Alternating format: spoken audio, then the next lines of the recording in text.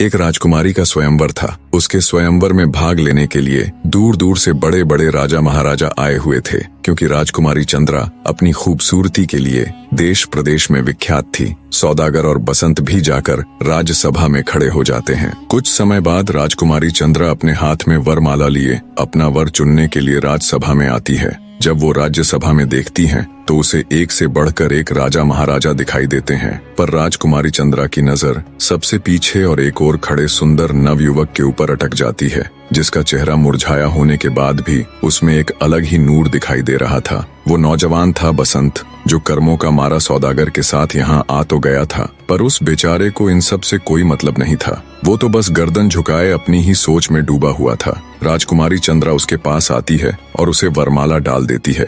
ये देख सभा में उपस्थित सभी राजा महाराजा हैरान हो जाते हैं। सौदागर को तो जैसे सांप सा लड़ जाता है। सोचता है ये क्या हो गया, इस कंगले को अपने साथ यहाँ लेकर ही नहीं आना था। ये सब देखकर बसंत भी चौंक जाता है। उसे समझ नहीं आता ये एकदम से क्या हो गया। वो राजकुमारी चंद्रा से कहता है, हे राजकुमारी, तुम राजा की लड़की हो, मैं तुम्हारे लायक नहीं हूँ। मैं तो एक क्रमहीन दुखियारा हूँ। देखो तो सभा में एक से बढ़कर एक राजा महाराजा आए हुए हैं। तुम उनमें से अपने योग्य वर चुनो राजकुमारी, मैं आपके योग्य नहीं हूँ। बसंत की बात सुन राजकुमारी चंद्रा कहती है, नहीं नहीं स्वामी, मैं एक पतिव्रता स्त्री हूँ और मैंने आपको देखते ही अपना पति मान लिया था। पतिव्रता स्त्री एक बार जिसे अपना पति मान लेती है, फिर उसके सिवाय किसी दूसरे के बारे में सोचना भी पाप समझती है। अब आप ही मेरे पति परमेश्वर हो। तब बसंत कहता है, हे राजकुमारी, मैं बहुत ही गरीब आदमी हूँ, जिसके पास रहने के लिए अपना खुद का घर तक नहीं है। मैं तो सौदागर के पास एक छोटा सा नौकर हूँ।